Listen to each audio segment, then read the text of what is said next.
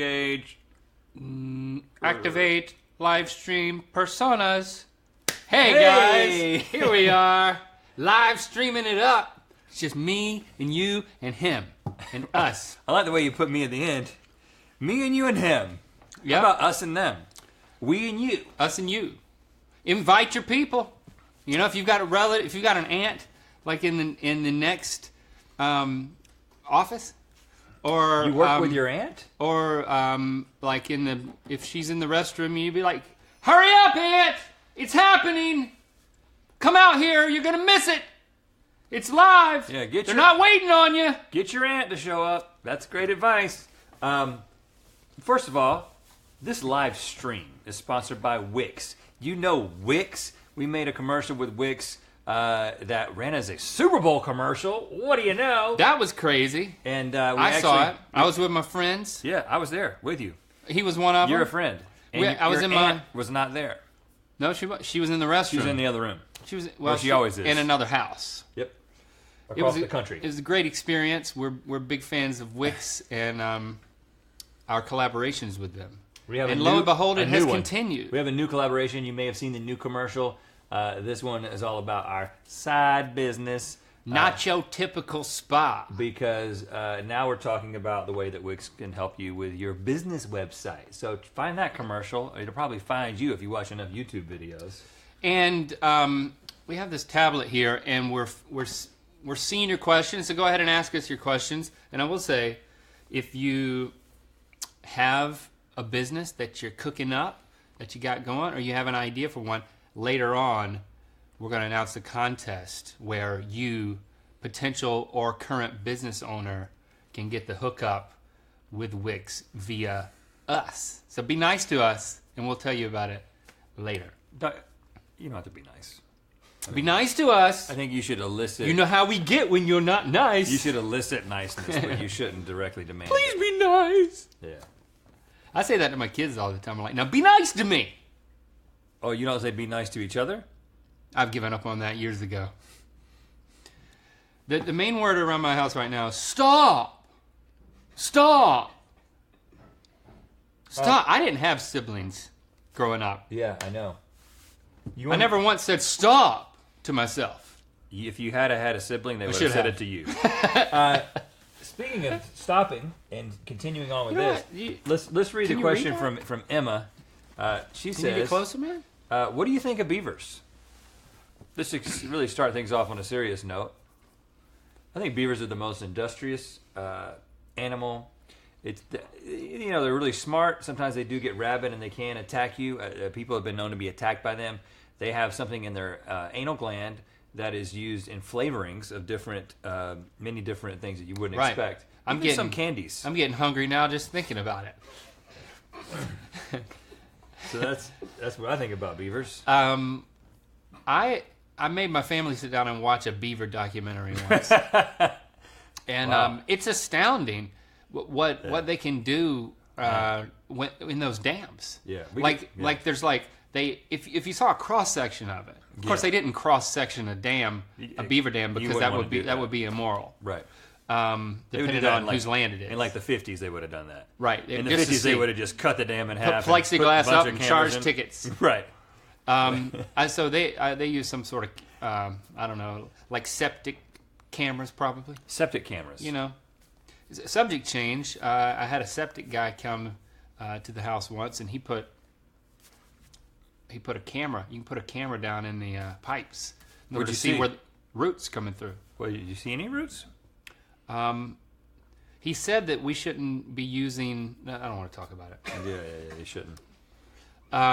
Let's answer another question.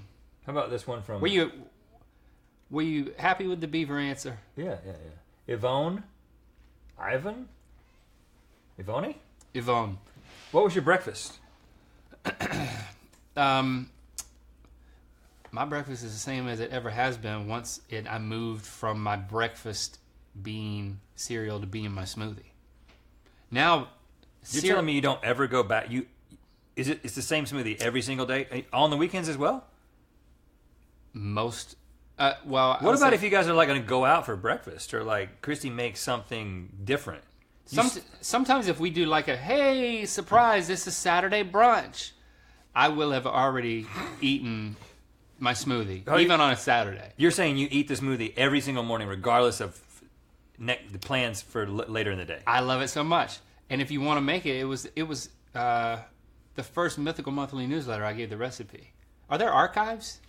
If you're subscribed, you can go back and you can find the recipe to my smoothie. Is there a point? I haven't given up cereal, but cereal is a very special thing for me now. It's like it's elevated to an even higher plane of gastro consciousness for me. What if you had one day, like Thursday mornings, you did cereal? Like, you still have a routine, but then you have a different day where you throw something else in just to change it up a little bit. You're gonna burn out. You don't think you're gonna burn out? You're gonna burn out. It's been a year.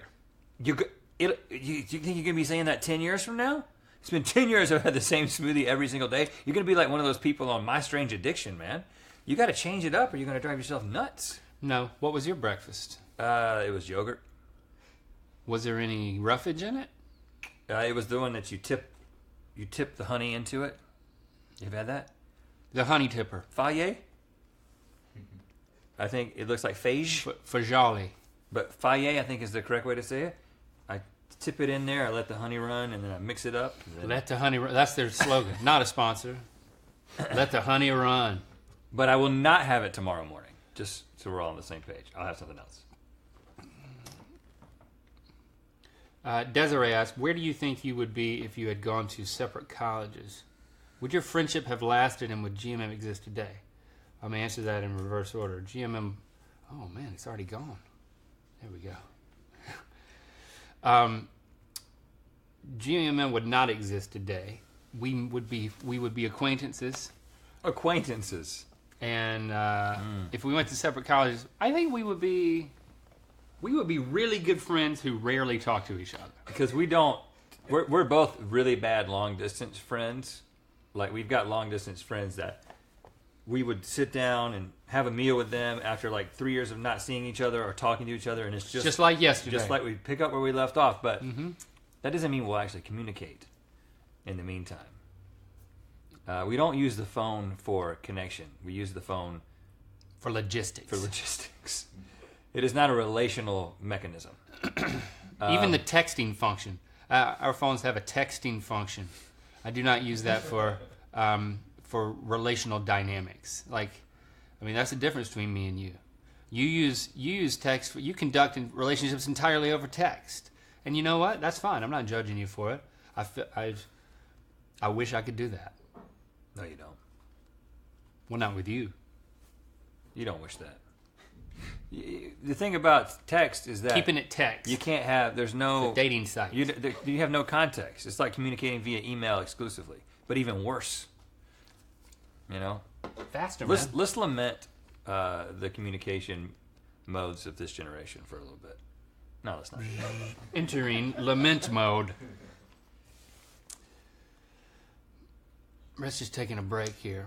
What role, Matt? Beavers, they have different places. Like, they'll have like a place over here, and then they'll have a tunnel, and there'll be another room over here, and there's and water levels dictate where they hang out.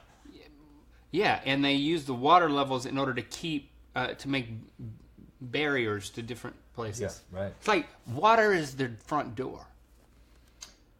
Matthew, think about that. Asked, like Nemo. What role did you guys play in each other's weddings? Were you each other's best men, whatever the proper term is? Rhett was the wizard at my wedding.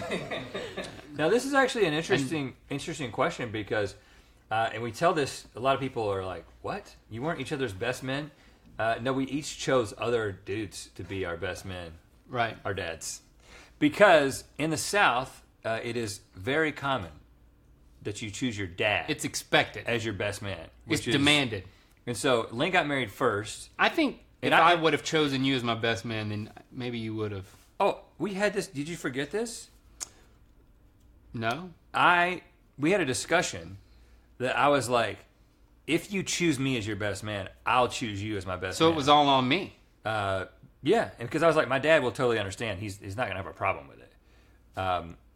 Well, it is. I wouldn't say that it's expected. It is in many circles in the South. It is expected. But when you chose your dad, it was like, well, I can't then choose you because then it's weird. It's like, so my best man was you, and your best man was somebody else. No, that's not cool. We can't do that. Right. We coordinated to not be each other's best men. So it was kind of my decision. So we were the first groomsmen behind the best men. So so when you all stand up there and you put your hand over your nether regions, I don't know why you stand like that as a groomsman. I think it's because in olden days you look dopey. No. If your hands are just it's a protective measure. In olden days, the way they contested the wedding was they threw stones, fruits, and you had to guard your jewels so you would be able to then go on and reproduce later. But we've retained that, and that's why everybody covers their nutsack during weddings.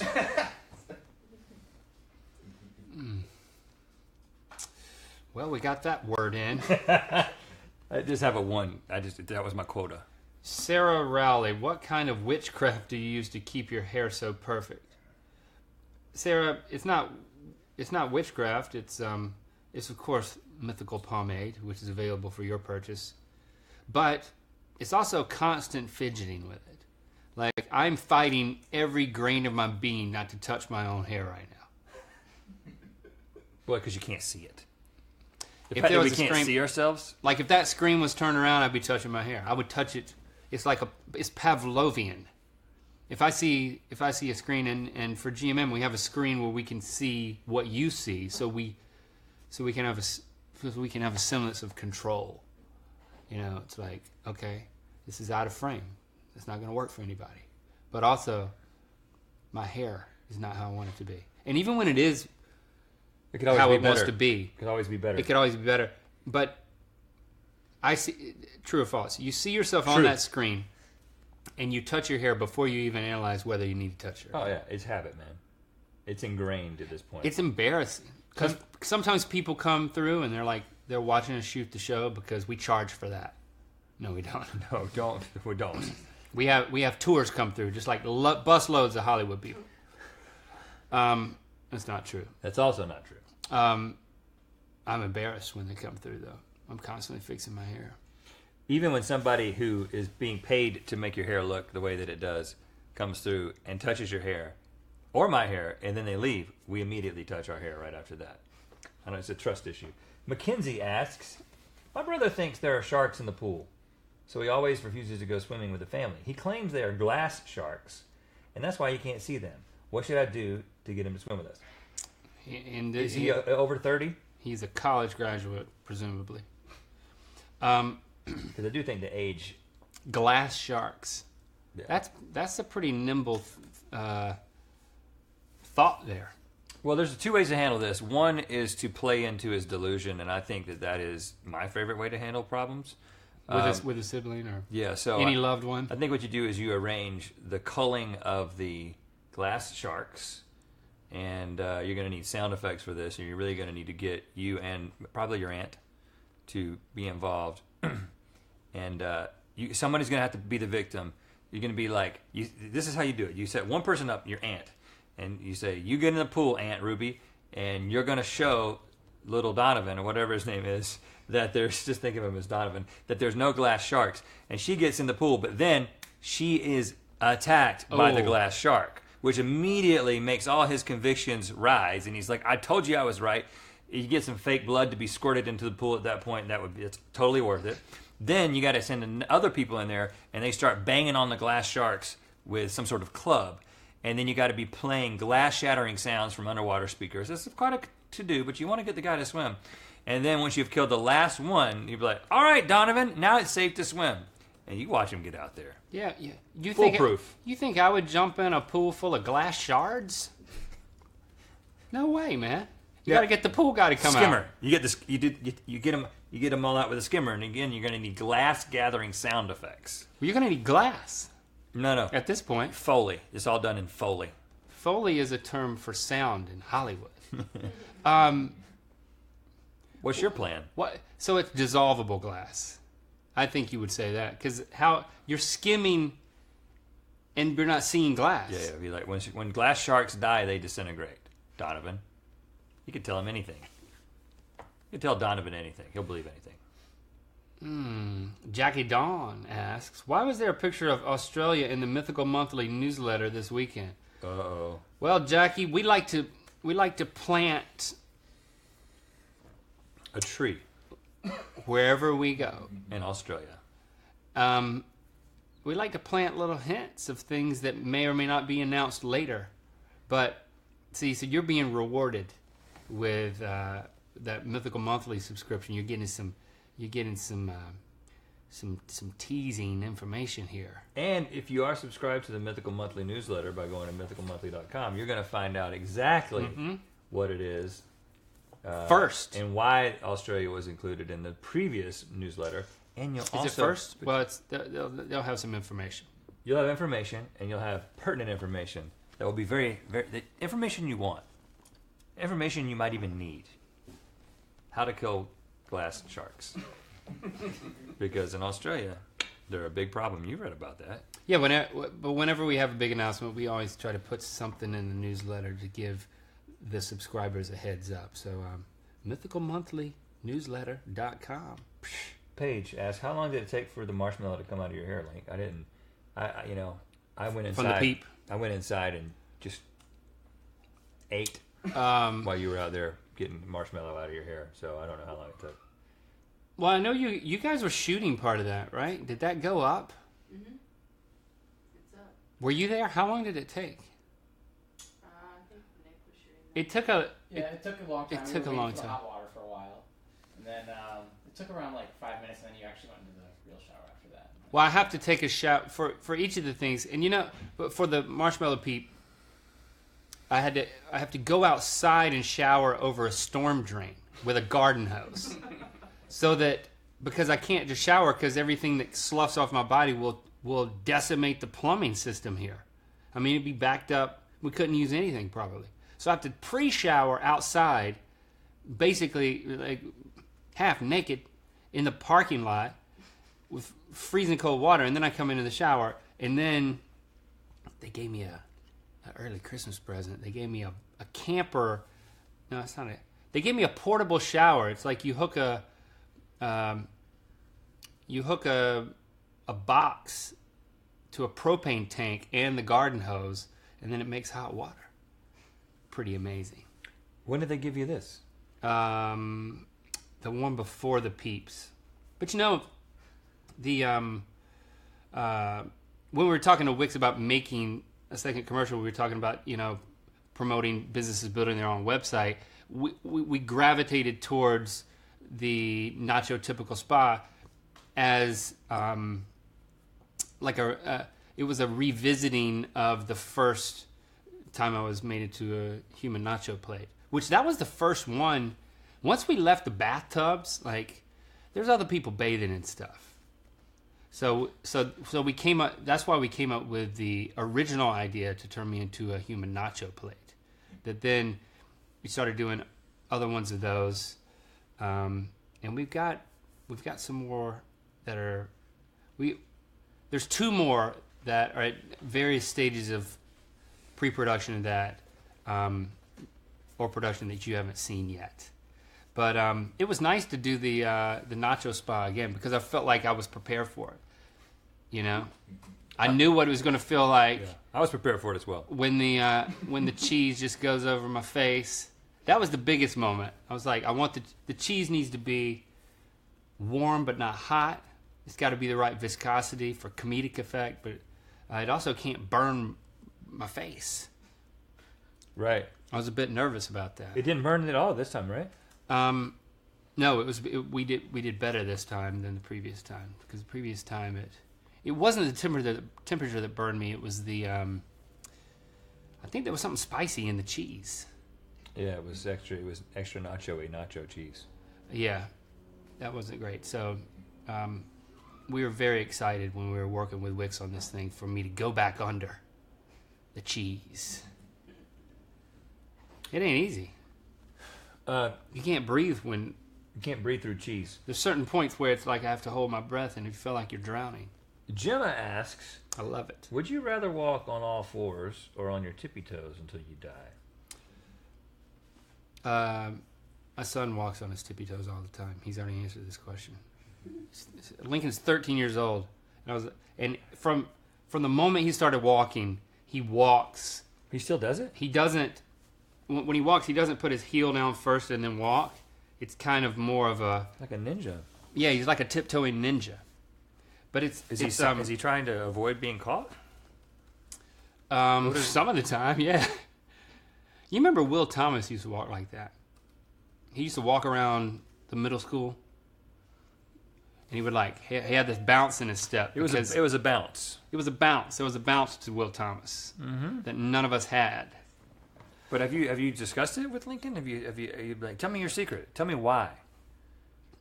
It wasn't a conscious decision on his part, but yeah, actually yesterday I was looking. We were walking, and I was watching him walk. And I was like, "You still walk on your toes?" I mean, he's not like prancing around like a ballerina. I would call it. It's pretty athletic. It's pretty athletic. I mean, not that a ballerina is not athletic. I mean, you'd like to see me try to be a ballerina. Maybe he's working his calves. I think he's working his calves. Yeah. He's got big calves. He's got my dad's calves. My dad's got calves the size of cantaloupes. Does your dad, does he walk on his tiptoes? And I'm talking about 2 cantaloupes I've as one seen 'em. thigh. I mean, one. If your dad is with us when we're all starving, his calves are going first. Because I feel like we could eat his calves and keep him alive. You could just slice it off like prime rib. Yeah. I mean, you don't really... The thing is everybody thinks that you use the calves a lot for jumping, but it's actually... your Achilles tendon that does most of your jumping power. Is that what you tell yourself because you don't have calves? No. This is one of those things that my son, who researches all this stuff, told me. Because of basketball. So it's just like he's like, Dad, it's really in the glute and your quad and your tendon, but only like 10% is from your calf. Well, so then all how that do you- to say, we could eat your dad's calves and he would be totally fine, He's still and jumping. he'd be able to get into skinny jeans for once. Win-win. I think his calves are bigger than his thighs. Bigger, wider. They are. It's almost like a cartoon. It's like character. Popeye's forearm. It's Yeah. crazy. I mean, Crazy. we could probably be fed 3 to 4 times per calf. Throw some beaver anal gland on that, boy. Cook it up. We didn't answer the question. Exactly. I'd go tiptoes because of the big calves. If we could all do big calves, then we could all just donate to the greater good of surviving. Because you don't really need them; they're just for show. We're not answering all the questions. We got to go at a quicker pace. Becky asks, Rhett, how many guitars do you have?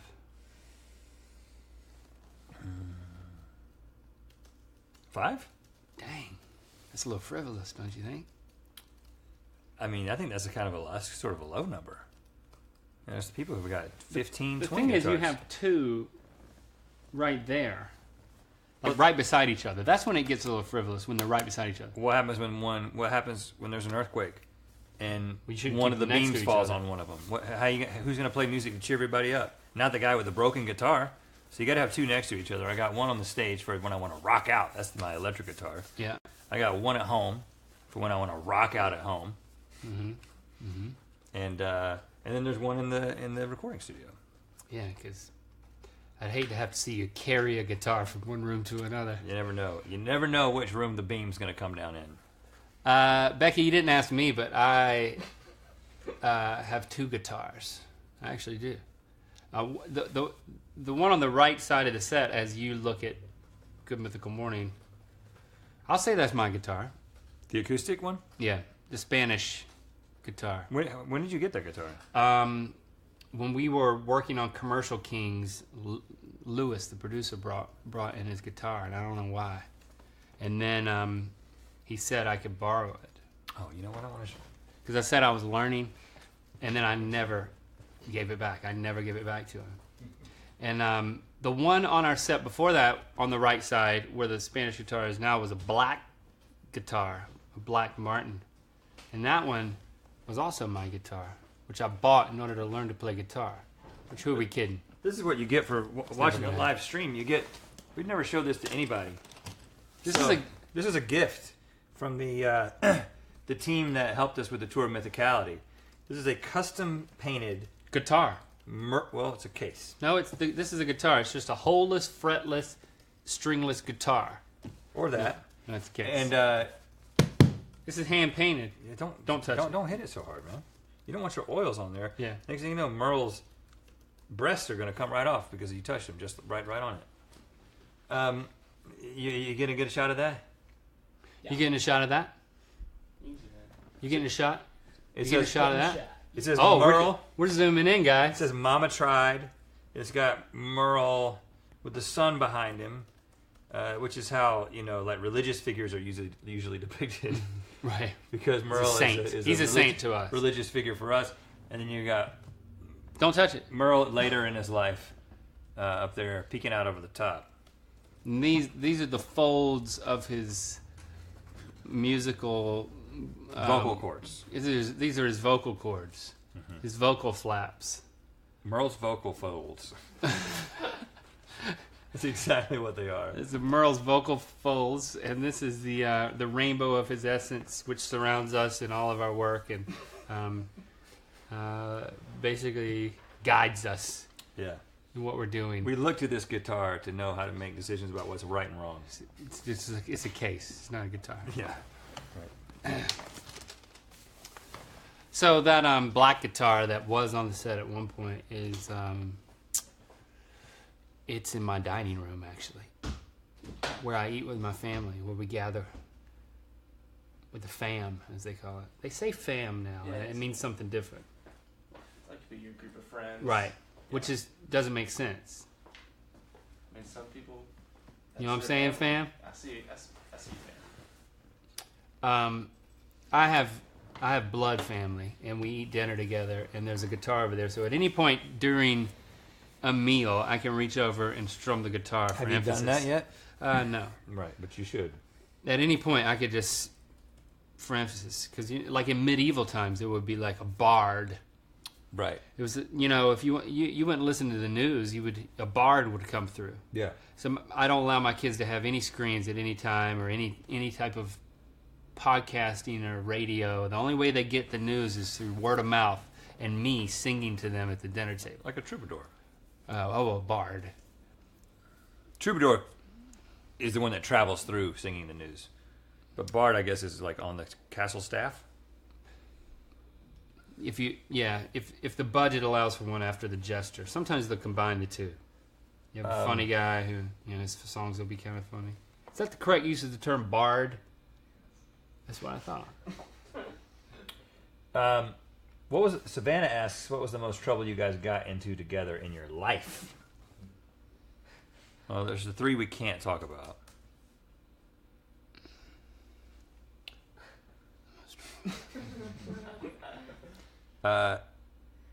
You think it was 8th grade with the rocks? I mean, that's the thing that comes to mind.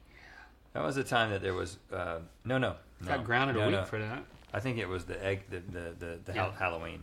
I didn't get in trouble at all for that. You didn't get in trouble at all for that? Well, I got in the most trouble. These are Good Morning Chia Lincoln stories, I'm sure. Yeah. So, I mean, it can't hurt to always go back and watch those. But if you're interested in that, like that's where you're going to get those type of stories, because as opposed to right now. Well, is that what you're hinting at? I will say you'll get the full treatment of that story. There was one when we were throwing rocks off the top of the administrative building at Campbell University, where Rhett's dad was a law professor, and we both lived in basically right next to campus. Got in trouble for that. There's a whole story to that. Yeah. We were egging houses one Halloween. I'm not proud of it. I do not condone it. I was driving my truck with, I don't even know how many people. I do 11. 3 in the front, 8 in the back. Yeah. And we got into a car accident. And I was thinking about that the other day as a parent. Yeah, could you imagine? Oh, gosh. As much as we worry about where our kids are and what they're doing. I would have if one of my kids was in the truck with another kid, I would have. With you driving? In the rain? I would have, as a parent, I would have gone to the house and had a conversation with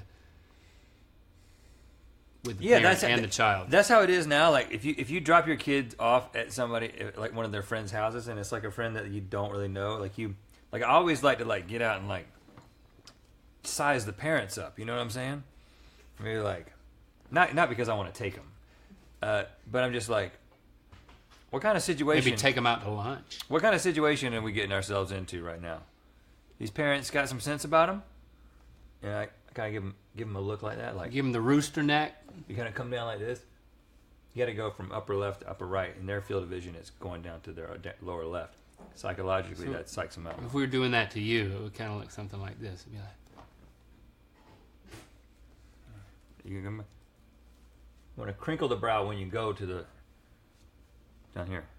and it would be typically you'd meet them, maybe shake their hand, I have 7 seconds of silence when I meet any new person. right, just to give them room to shoot themselves in the foot. Yeah, they're like, "Hey, I'm Rob," and I'm like, 3 seconds in, 4 more seconds of silence, and I'm like, "Hey, I'm Rhett," Right. and then they know I mean business. Right, It's worked so far. right. Never get a second chance to make the first impression. David Stiles, do you miss living in rural North Carolina sometimes? Yeah, when we start talking about this type of stuff, yeah, you can egg houses and get away scot-free, even if you total your truck upon exit. We didn't get away. I didn't total it, but I couldn't drive it away. We didn't get away. We had to go back to the houses that we egged It was horrible. and apologize. That wasn't necessarily getting away. Yeah, at times. Dawson asks, where does Cotton Candy Randy run off to after he whispers his sweet nothing? He has a tiny house that's right through that door, offset. Yeah. He spends a lot of time in there by himself. He doesn't let anybody in, not even me. As much as he seems to like me, he does not let me in his tiny house, no matter how many times I've asked. Remember that time we opened a box and he was in it? Yeah, when he shipped himself to us, that was the first time. Oh. It was on the show is what I was talking about. Okay. Any questions just for me? No, just kidding.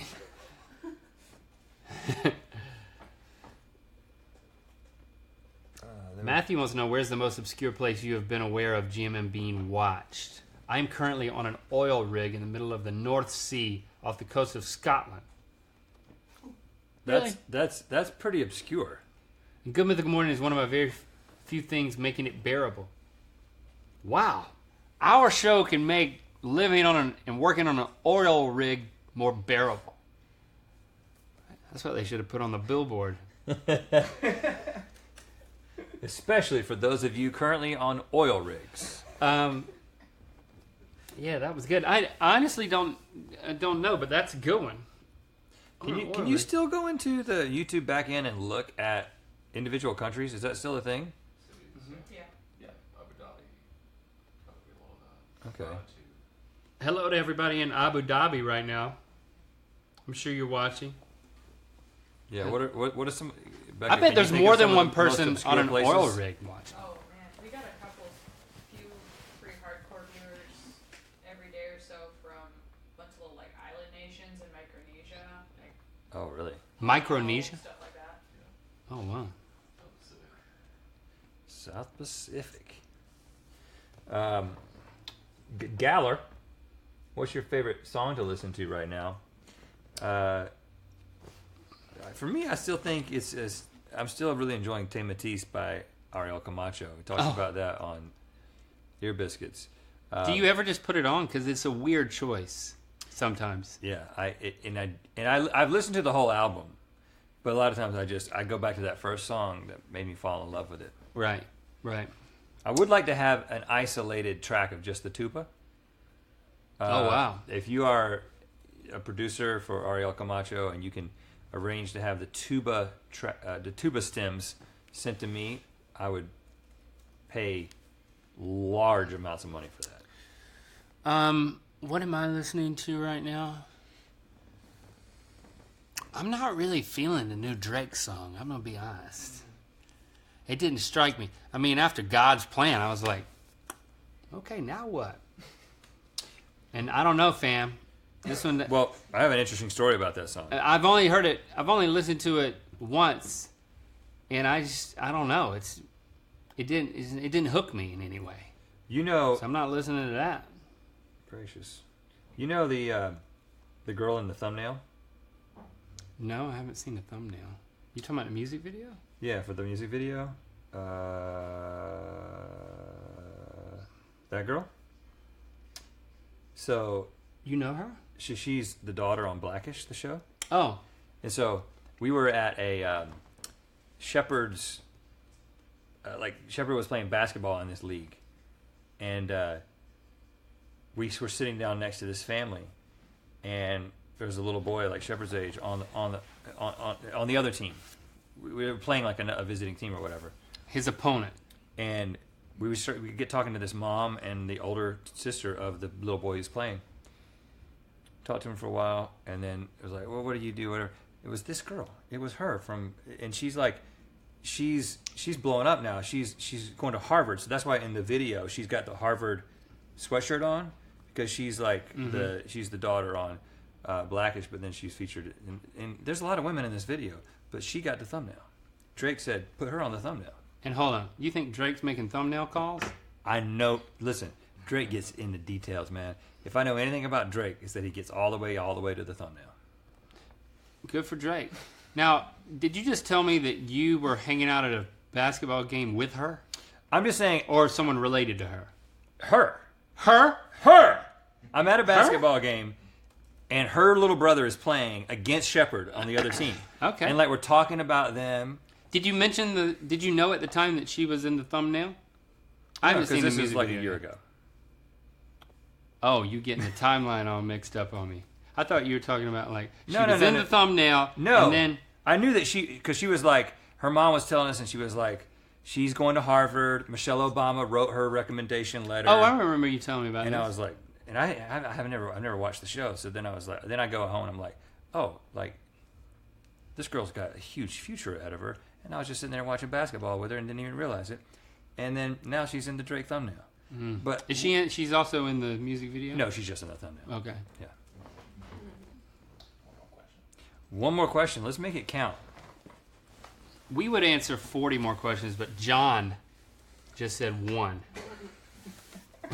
Do you want to give? Come on, fam. You want to do this one? Oh, gosh. Top one? Sure. Let's get real. Sarah, if you could give your teenage selves some advice, what would it be? There's a number of things that I would do. If I could legitimately go back and I have the knowledge that I have now.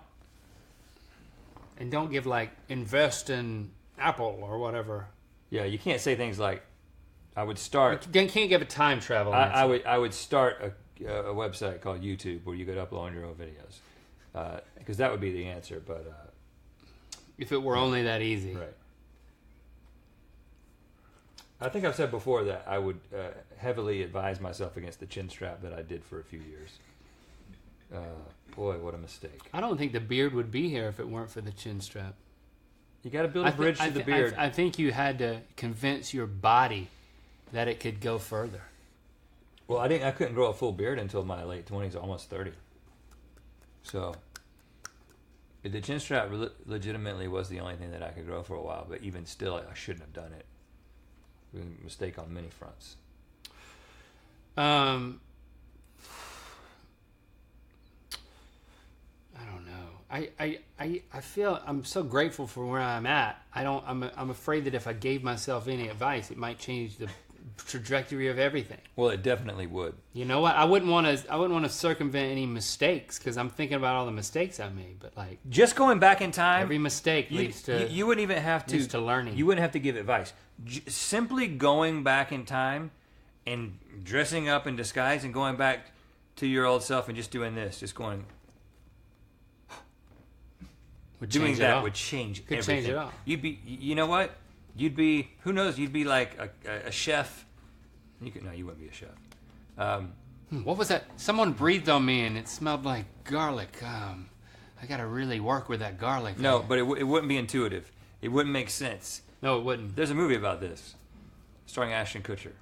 It's called The Butterfly Effect. Not a sponsor. Right. He's going to do a live stream right after this. If you keep watching, he's coming in. He's going to take over. He'll tell you all about it. It's tough. I mean, I give my kids advice all the time, but my problem is, I'll tell them something that's good, and then when it's like, oh, that was good, it's just like, you know what? You need to, like, if I say something like, you don't need to worry about what so and so says in this instance. You need to dictate what success means for you, and then you need to demonstrate that. And that would be the cadence of something I would say to one of my children. Then How would they respond to that? Then the mistake I would make is they'd kind of look at me and I would say it again. I say it again. Usually when I come up with good advice, I say it 3 or 4 times, and then they hate me for it. In a row? Yeah. Repetition. Oy. Repetition. So they're like, I got it, Dad. I got it. I got it. You could just say it one time and then just say, got it? Right. Learn from your RV guy. Right. I mean... You don't have any advice for yourself.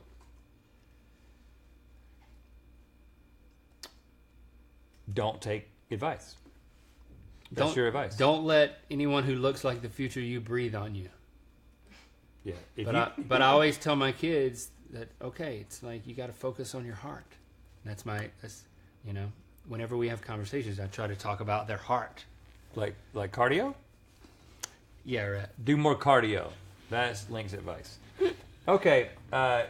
Okay, guys. Here's the contest that we were hinting at the very beginning. As you know, this live stream was brought to you by Wix, and we've got a new commercial out with them. Mm-hmm. And if you are serious about building your own website for your business, send us your business ideas on our next Facebook post, and we are going to pick our favorite idea for a business, and then you are going to win a 10-year unlimited premium plan with Wix. 10-year unlimited premium plan with Wix. So again, if you're starting up a business, if you have a fledgling business, if you have an idea for a business that your next step would be to start getting it off the ground, which a big part of that would be to have a web presence. Those are the types of scenarios from which we want you to then comment on the next Facebook post. Tell us what you're doing, what your idea is. We won't steal it. We'll just pick our favorite in order to hook you up with some internets, a well-designed website. And we've also already posted some BTS on the most recent commercial. Can you see that on Facebook or Instagram, or where is that right now? Everywhere. We posted that earlier today, and then we've got some more BTS that's coming later. So make sure you're following all the socials so you can see that. And you could probably you'll see the commercial. Can they actually go seek out the commercial? It's actually pinned to the top of the comments right now. Okay, the new commercial is pinned to the top of the comments, so you can check it out if you haven't seen it. Yeah, so we're excited to hear about your business dream, and hopefully we'll pick one of you to help out along the way. Yes. Now let's go. Signing off in 3, 2, 1. Initiating shutdown procedure. Exiting live stream persona.